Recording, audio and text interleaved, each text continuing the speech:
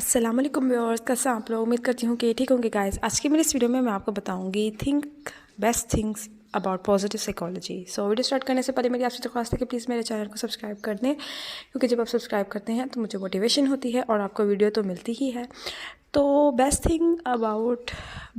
Things about positive psychology ये कि positive psychology हमारे पास साइकोलॉजी के अंदर एक ऐसी फील्ड है जिसके अंदर आप ह्यूमन वेलबींग के ऊपर आपका ज़्यादा फोकस होता है। ठीक है, बाकी साइकोलॉजी के ऊपर भी होता है, लेकिन पॉजिटिव साइकोलॉजी का बहुत ज़्यादा फोकस है ह्यूमन वेलबींग के ऊपर। ठीक है, इसके अंदर आप देखेंगे, इस साइकोलॉजी के अंदर आप देखेंगे कि आपके पास जो चीज़ें हैं वो मेंटली इल को क्योर करने के लिए नहीं, बल्कि उनको प्रिवेंट करने के लिए की जाती हैं।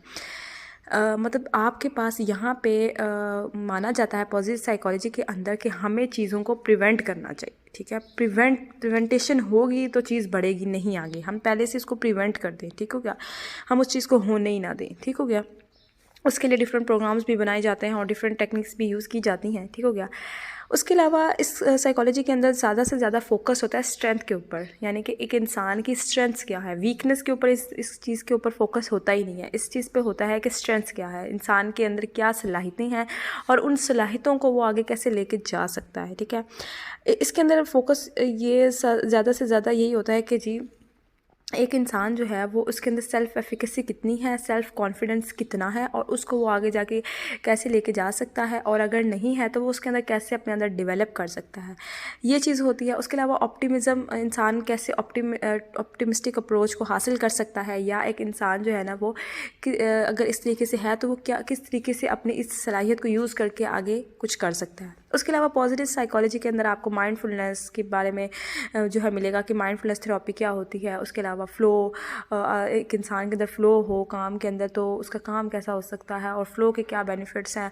उसके अलावा जो है स्पिरिचुअलिटी के बारे में आपको मिलेगा, ठीक है, और रूहानियत के बारे में आपको मिलेगा। उसके अलावा जो है पॉजिटिव साइकोलॉजी की जो बेस्ट थिंग्स है, ये इस्लामिक पर्सपेक्टिव क्या जो है ना, इसका बहुत ज़्यादा इसके अंदर लुक शामिल है, यानी कि इस्लामिक पर्सपेक्टिव के अंदर जो चीज़ें होती हैं इस्लाम के अंदर, उसका बहुत ज़्यादा जो है ना वो इसके अंदर अक्स आपको नज़र आएगा पॉजिटिव साइकोलॉजी के अंदर।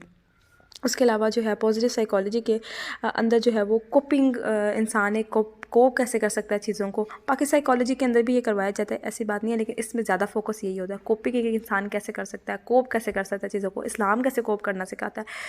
तो इस तरीके की चीज़ें जो है हमारे पास पॉजिटिव साइकोलॉजी के अंदर मिलती हैं। ठीक है, यानी कि इस पॉजिटिव साइकोलॉजी के अंदर सारी चीज़ें पॉजिटिव ही होती हैं। ह्यूमन वेलबींग, ह्यूमन्स क्या चीज़ करें कि वो इस चीज़ को हासिल कर सकें, वो अपने अंदर इस चीज़ को कैसे डेवलप कर सकते हैं, एक पॉजिटिव स्ट्रेंथ इंसान को कहाँ तक लेके जा सकती है।